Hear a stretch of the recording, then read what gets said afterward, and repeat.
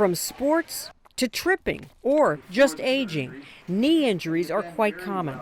Total knee replacement surgery has become a common procedure, offering relief from chronic knee pain and restoring mobility. We're doing so much of a better job with the surgery. If you have a knee replacement, for example, you used to be out for months and months and months.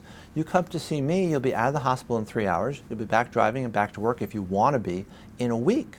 Total knee replacement surgery, also known as total knee arthroplasty or TKA, is a surgical procedure that replaces the damaged or worn surfaces of the knee joint with artificial components, typically made of metal and plastic.